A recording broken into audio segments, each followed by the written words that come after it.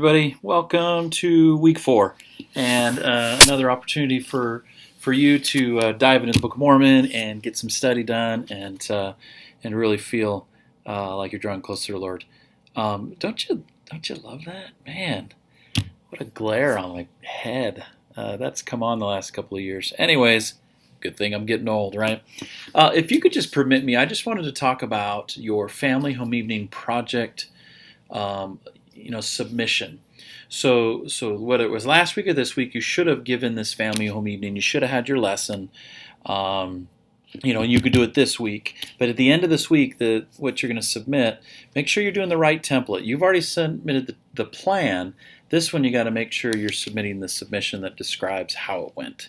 So you've got to give me enough information. This is a 40-point assignment. So you got to be thorough enough that I can kind of be able to picture it in my mind. So follow each one of the questions. Your first question, when it says whom do you share it with, it's not a one-word answer like I shared it with Maxie. Well, but it doesn't need to be long. You can say it was with my family, husband, sons and daughters were there. Okay.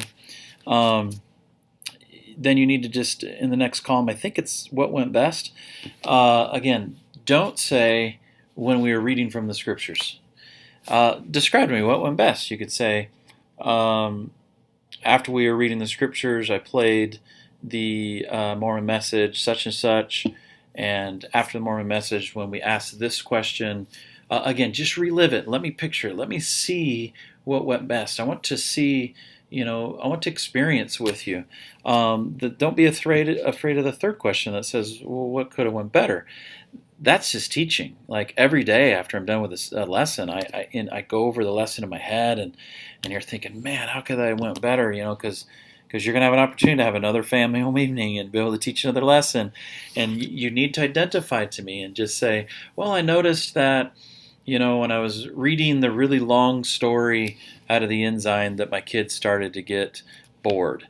So again, you're just acknowledging, saying, maybe next time I'll paraphrase and then read a couple of paragraphs that are super important. So just don't be afraid to process what could be better. And then the last one, what did you learn in the process? So Doctrine and Covenants 50, the one that talks about how real teaching is when the teacher and the learner both are edified and rejoice together. And so, even though you might have been the teacher of the family home evening, you could have said, well, I learned this teaching skill, or when we were talking about prayer, I had this additional insight. It could be anything, but please share with me something that you learned. Now, with that being said, you've got a lot of chapters to read this week, a lot of chapters to sort through. The first half of the book of Alma, we see it as those missionary chapters. I just want you to see all the book of Alma is a representation of good versus evil. So the first half of the book, sure, you've got the power of the word being sharper than a sword, where the missionaries are going out and they're converting cities. And now the second half, which could be super easy to say, man, I've been trudging along through Alma. It could be easy and tempting to just buckle down and go, it's just war chapters. I'm just gonna knuckle down, plow through them. I'm just saying, please don't do that.